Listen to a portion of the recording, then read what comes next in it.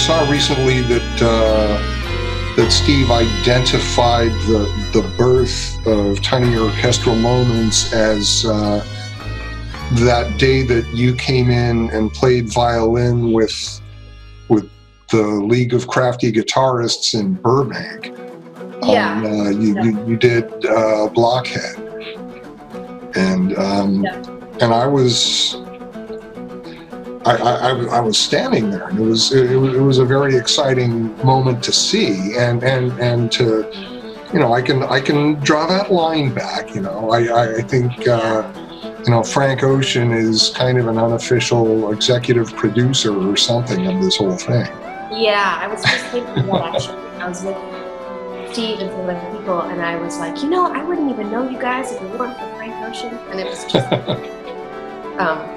but yeah, I guess that was kind of how it got started. So everybody was there, and yes, I remember I was like in a really good mood, and then Steve and Paul and maybe a couple of other people took me aside, and they were like, "Okay, look, we're gonna have you play in this thing," and I was like, "What?"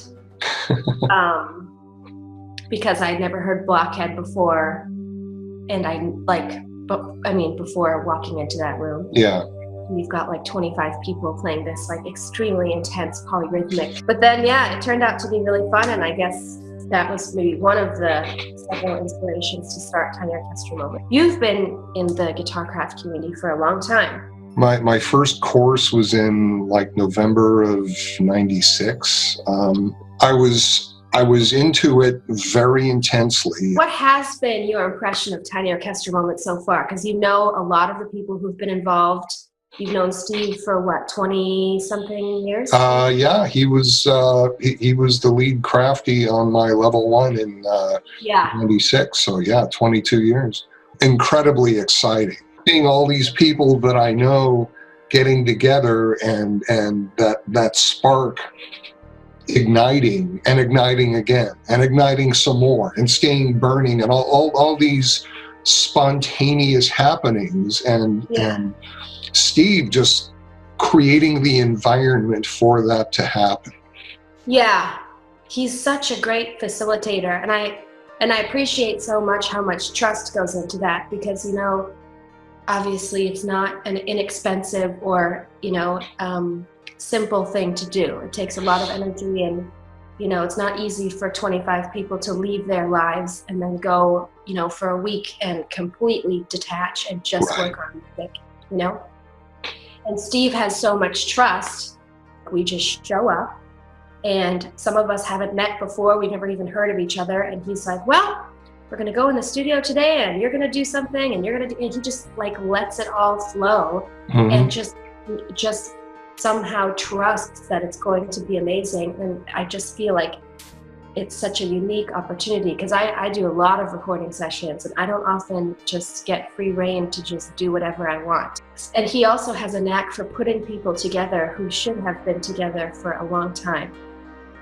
He creates these kind of friendships that like you're with somebody for 5 minutes and you feel like you've known them your whole life. Yes. It was in February of 2016 at the only Orchestra of Crafty Guitarists course that I did that Robert announced that Guitarcraft was to be no more. No more guitar circles. Right. That thing that had been going on was going to end. And there was a lot of upheaval and head scratching about, well, okay, what are we going to do now? What next?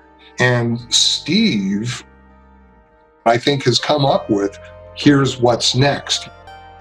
We have this community of people. We have this way of working.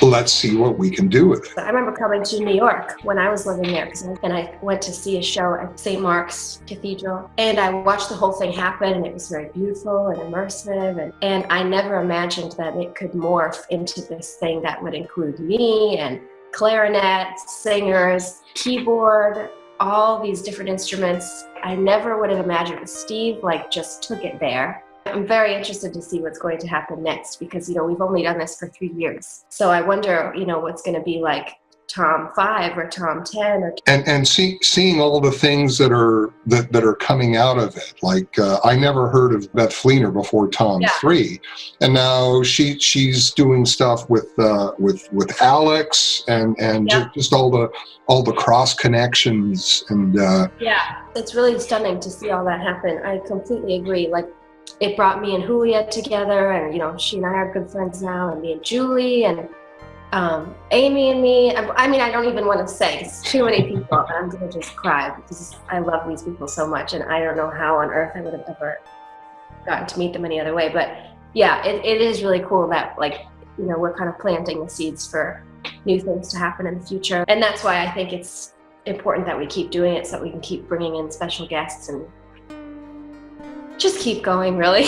It's a very special thing to be a part of, though. I feel very lucky that I was chosen to do it. If you look at like the curve, the percentiles of music ability, you've got, you know, your top 10% of players. These are people who are really good to great to genius. And the further into that you get, there's like this asymptotic curve. You can be in that high percentile, but the distance between being pretty good and being freaking amazing, I think about what ignites that. It's work and it's dedication, and of course it's practice, but those things will only take you so far, and there's some ineffable something that bridges that gap. And it could just be taking it as far as you can with the work, and then creating the environment and the opportunity for music to visit. Reaching greatness, I think, is a totally personal thing for every different musician, and I think it really, one element of that is definitely zeroing in on what you really want to do, what really makes you feel your best, you know, because that's where all the good stuff is going to be. Well, yeah, this has been great to talk to you, and I can't wait for our documentary to come out. I just know it's going to be something that a long time from now, people are going to be very happy that we have.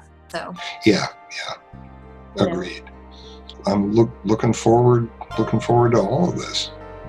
Awesome. Well, thank you again. Cool.